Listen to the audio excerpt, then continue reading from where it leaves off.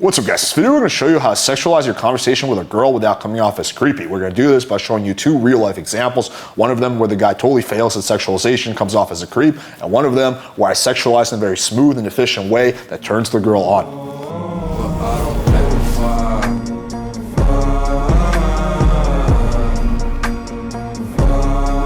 Alright, so let's first start off by taking a look at what bad sexualization looks like. So I was doing one of my speed dating series and we had a guy come on whose name is Whoremaxer2. Now this is not meant to be a personal attack against him. I think he's definitely an interesting character. I'll probably have him on for some debates in the future, but his attempt at sexualization was a massive fail. So let's take a look at what happened. Good.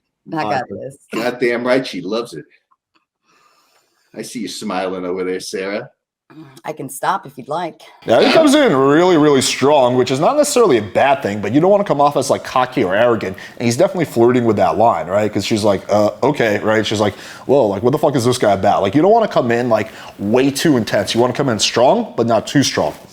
Well, do you take offense to me? Do you take offense to that? What's to take offense? Well, I don't know. I like smiling. That's always nice. Now, Sarah, would you like, I tried earlier on, I had two other guests on, but would you go to the swing clubs with me? You know, could I bring you? Now we're about 15 seconds in and he's asking the girl to go to a swinger club with him. Now there's nothing wrong with swinging. Like I've been to swingers club like 10 years ago, right? With one of my fuck buddies back in the day. It's a cool environment if you're into that sort of shit. I just would never bring it up within the first 15 seconds of the conversation. You're literally going from 0 to 100 in a very short time span. Sexualization used to be very smooth and, you know, just kind of gradual and progressive, right? Which is what you're going to see in the next example. It can't be 0 to 100, and that's exactly what he's doing. Down there, get a nice friends with benefits going. You know, I think you may be that type. So let me correct myself. We just met, and the first question you're going to ask me is if I'd be willing to go to a swingers club. So exactly. So the girl's having the same exact thought as me. She's like, we just met. You're going from nothing to that. Like, this is way too big of a jump. You have to be very smooth about it. Now, look, if I was to ask a girl to go to a swinger club with me, not that I really would nowadays, first of all, I wouldn't do it within the first 10 seconds. I'll probably give it at least a few minutes. And second, I'll be like, hey, let me ask you, are you into, you know, BDSM at all? I should be like, oh, no, you know, maybe I blah, blah, blah. Be like, oh, cool. Have you ever been to any kind of lifestyle events, right? I would do it in a more gradual way. Yeah, blah, blah, blah. Be like, oh, cool, yeah. You know, there's a really cool swinger club that I go to sometimes. It'll be fun to go there if you're into that sort of thing, right? So you want it to be very smooth and gradual, right? You don't want to be like, hey, you want to fuck, right? It needs to be very progressive. With you. Yes, absolutely. Okay, then no. Okay, why not? Because you just met me, and that's the first question you're going to ask me. But like, there's social don't even want to. That's not. I wouldn't count that as necessarily a. But isn't that putting all the nonsense out of the way? I mean. So here's the big mistake. After he takes, I guess, he gets a no, he just becomes very logical, right? Attraction is emotional. It's not logical. I can't show up to a date and give the girl 20 logical reasons why we should hook up. That's not going to be attractive to her, right? So if the girl's not into an idea, you can't logic your way into getting her on board with it, right? You have to kind of, you know, basically get her emotionally attached to the idea, right? So but he's just going into full-on logical mode, which again is a massive fail, right? Sexualization should not be logical. It should be emotional. You're a certain age. Don't you want to bypass all that? I mean, imagine this. You approach a girl at a bar and your first question to her is, hey, there's a great swingers club down the road. You want to go with me? She's probably going to like spill her drink on you and walk away. Well, maybe. I think that's a little gynocentric programming. I mean, sometimes I tell them I have an armadillo in my pants. Okay, for the love of God, never use the word gynocentric anything when you're talking to a girl, right? So now he's getting into like kind of like cringe black pill concepts, right? And look, like if you think that there's a gynocentric female order, that's fine. There's just no reason to ever tell a girl about it. It's like she doesn't give a fuck. Or an anaconda. Do you have a lot of... Now, then we're about 1 minute in and he's telling her he has a huge cock. Fuck? Does this usually work for you? Well, I'm doing pretty well, believe it or not, the swing clubs. But see, I don't like the traditional dating. So that's why, you know, I try to get like, you know, women like you, you know, because see, women put on these facades, you know, and they say they don't like somebody that's direct. He's going like full Myron Gaines mode, but he's just getting very, very logical with it, which again is a turn off to girls, right? But all I'm telling you, see, all the guys that you date, though, they just want to get in your pants, honey. They want that poontang. All right. There's not much in my pants too. It's pretty nice in there. Okay, well, wonderful. I'd like to try that out. Yeah, just like way too fucking direct. The conversation has entered a negative spiral, right? And so he's like, oh, well, I like to try that out. He's like basically saying, I want to fuck you, right? But again, you're at a negative point. Like you have to turn it around and get her in that emotional state, which you're going to see what I do in my example, right? How you get a girl to that emotional state. But you can't just be like, blah, blah, blah, negativity, negativity, negativity. Hey, you want to fuck? The answer is obviously going to be no. Now, how about you ask me a question then? Okay.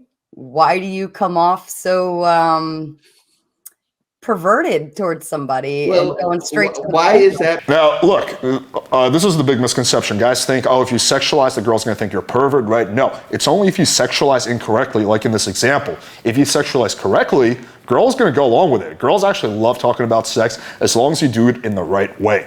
Perverted. That's Okay, direct. there's That a is difference truthful. between flirtation and just going straight to like, hey, you want to go fuck? I mean, that's like, you know, I could understand if you put on like a Tinder profile like DTF or down to fuck, like, and that would obviously be a thing. But you just met me, you have no idea who I am, what I'm about, and But by going to the swing club, that's how you get to know each other. How am I going to get to know you at a swing club? By screwing me, and then we talk. That is not a way to get to know Yeah, somebody. So he's trying to deal with her objection by being super logical, which again is not how you deal with an objection. After the not society even is having a backwards. 5-minute conversation. But the society is backwards. Because, So I want to know, how often does this work for you? Well, you mean my batting average at a swing club? No. It also just comes off like he's obsessed with Swingers Club because everything he says is about the Swingers Club. To a regular place. Well, I don't want to enter those arenas because they're gynocentric hellholes. Okay. Meaning that they're for women that want dopamine hits, serotonin hits, norepinephrine hits, you know, getting their little gesturing. See, we men are tired of being little dancers for you type women, pigeoning around, you know, and all that. Right. Well, I see you took my feedback and applied it perfectly. I did. No, okay. absolutely not. You still talking about the Swingers Club. So this was a massive fail. Again, I asked him actually during a different part of the stream, hey, how many girls have you had sex with? And the answer was 15, assuming we're talking about non-prostitutes, right? Which for his age, 45, for a guy who's like single trying to get laid, is really, really fucking bad. Like if you're really like trying to like, you know, shooting your shot with a lot of girls, 15 girls that, you know, were non-prostitutes, that's really, really fucking bad, right? Again, that's just because his approach is extremely ineffective, right? He's going really hard and he's being polarized and he's sexualizing. He's just doing it in a very inefficient way. Now, what he thinks he's doing is he thinks he's like cutting out all the bullshit and he's not playing the game, right? But he's just having to, in order to get the same kind of results as someone like me, he's having to go through way more girls until he gets one girl who's just so horny in that moment, she's willing to overlook the fact that he has like very low social skills and just fucks him because she's just so fucking down in that moment, right? That's gonna be a very small percentage of girls. So he thinks he's not playing the game, but in reality, he's playing the same game, he's just playing it with fucking one hand tied behind his back. Actually, he's playing with both hands tied behind his back, and fucking he's using his feet as the joystick. So yeah, so now you guys see an example of bad sexualization. Let's take a look at an example of good sexualization. This was the same stream, same girl, and you're gonna see what I did. At this point, yeah, I feel like a pro. All right, so let's begin our little speed date. You know what? One thing we have in common, you and I, we're both blondes. Oh, congratulations. We got the blonde connection. Mm-hmm. And we're both in love with Natty. So again, I'm starting off completely differently. I'm not going fucking 0 to 100. I'm starting off very easy, building some common ground, right? And that's exactly what you want to do in the beginning. You want to establish a connection. You want to establish some common ground. You want the girl to feel comfortable with you before you sexualize the interaction, right? If you skip that part and you go straight to the sexualization, especially if it goes 0 to 100, only the girls who are just like insanely horny, who are willing to overlook like every single fucking red flag, will actually hook up with you. Well, I thought you were in love with Kevin, though. We're going to have to make Kevin real jealous. Oh, now so this is a little bit of an inside joke, and I do have one advantage of the fact that I've talked to her in the past. I've never met her, but she's been on my stream before, right? Which gives me a little bit of, you know, more of a, I guess, like comfort, right? But again, so what I'm doing here, I'm doing callback humor because she had a speed date with Kevin and she was into him, right? So I'm like, oh, we're gonna have to make him real jealous, right? So I'm slowly starting to amp up, I guess, let's just say the intimacy or the intensity of the conversation, but I'm doing it in a very slow and progressive way. I can agree with. Yeah. Okay, cool. You're on board with that. What color are your eyes? Do you also have blue eyes? No, they're green. Oh, fuck. Yeah, I don't know if you can. Yeah, just like getting real close. Like Really weird, guys. The comments are gonna blow up on that one. Like, hey, psycho. Okay, so here's a question I don't think anyone's asked you. What kind of guys are you into? Oh gosh, I don't really feel like I have a specific type. I Everybody. definitely follow confidence and strength, not necessarily physique wise, but mental strength. I need somebody who can really challenge me and have an intellectual conversation with me and be able to tell me no. I don't get told no a lot, usually because I'm always right, but I need somebody to tell me I'm not right this time. Sarah, no. You're not So right. here I'm just teasing her, right? So this is the first part of sexualization. You start being playful. It's very playful. It's lighthearted at first. You're teasing the girl, right? That's how it begins. Hey, you're totally wrong about everything. How does that feel? Well, God, you could say it with a little more push there. That'd be great. You know, you want me to be like, fuck no. You're so wrong. You're totally off about everything. You blondes don't know shit. I'm gonna have to. Especially not you blondes with green eyes. Only the blondes with blue eyes know anything about life.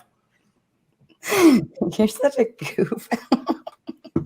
Where do you So go? I think that making a girl laugh is a very good way to grease the wheels, right? When the girl's laughing, she's having a good time, everything is playful, right? That gives you can get away with a lot more shit when it comes to sexualization versus when the vibe is like very serious and confrontational. And you can see the big difference in the vibe between my interaction and Hormaxer's. His was very like kind of confrontational, serious. Mine is very fun and lighthearted, right? And that's probably one of the most important aspects. Come up with this shit. No, I just pull it straight out of my ass. What's the deal with you always being red? Do you just I don't know. I know this. I have Irish in me, Scottish, so I'm just bound to be red all the time. I just feel like every time we're about to have a live stream, you go to the beach for 3 hours, you don't put on any sunscreen, you get super burned. So again, here we have more teasing. And you're like, fuck, it happened again. Well, I think also the room that I'm in has an orange, like a light orange color paint. And so I think the reflection might be catching me that way because I don't feel like I usually look red all the time. I don't even know if like in mine and Ashley's streams, if I looked red in those. I don't know. Look, if you're related to Donald Trump, it's okay. I won't. That's More teasing. open-minded. Huge deal. It's like she's like my favorite cousin. Okay, Deborah. Okay, so let me ask you a personal question. You ready to get personal? Okay. So last time on the stream, you mentioned, I think when your friend Ashley was criticizing you for picking Kevin, you were like, I'm just horny. How have you made any progress on that situation? Or? So again, now I've established a fun, playful vibe. The girl's laughing. There's some comfort, right? And again, I will admit I have an advantage because I have talked to her in the past, right? Maybe if I was on a fresh date with her, this would take, instead of taking 3 minutes, it would take 20 minutes or something like that. Now we're going very slow, right? Like I'm not going from 0 to 100. I'm going from 0 to 10 or 15. I haven't heard from him in a while. Okay.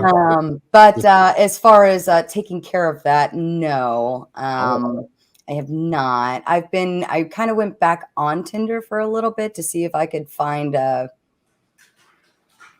here's one thing I want to mention. If a girl feels comfortable with you and she's laughing, she's having a good time, she's going to tell you way more personal details about her sex life than she would otherwise, right? You can get way more out of her. So the difference between the girl saying, that's none of your business, and giving you every single juicy detail about her sexual wants and desires can largely come down to comfort and what kind of vibe you guys have established. somebody to help me with that. And I haven't really, I don't know, I just haven't. Somebody set me up on a blind date too, and it wasn't, I don't think she knows what I'm really looking for because it was exact opposite. So yeah, I'm still horny. Oh, okay. Well, we're going to have to do something about this. Except for Now, again, I'm not saying, I'm going to have to fuck the shit out of you and make you not horny anymore, right? Again, I'm doing it in a very kind of subtle, playful way here. we live, 300 miles apart? You're in Tampa, right? I'm in Maryland. Oh, that's like Shows how much you pay attention. 2,000 miles away. That's even further. Yeah. But the good news is my family's in New Jersey, so sometimes I visit. Nice. Okay. Yeah. I'm only like, what, an hour and a half 6 hours away? Yeah. It depends on where you're at. Because I go to South Jersey every now and then, and that's like an hour and a half. Okay. Yeah. What part are you? I'm all the way up north. I'm in Bergen County. Okay. But yeah, I'm like 2 hours from New York, 2.5 hours from New York, I think. So, okay. Yeah. You don't have any another personal question. You don't have any like you strike me as the kind of girl that has like a series of vibrators laying around. Okay, so now I'm taking it up a notch, right? So we went from 50, now we're going to 25, 30%.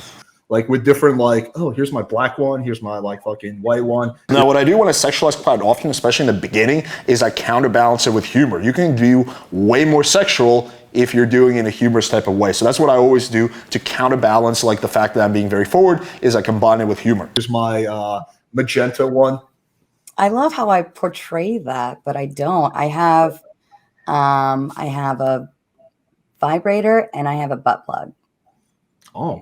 Yeah. what But like, or they're like the little the pearl thingies or whatever. What are those called? Oh, anal beads. Yeah, wrong name. Sorry, they're anal beads. What do you do with those, Sarah?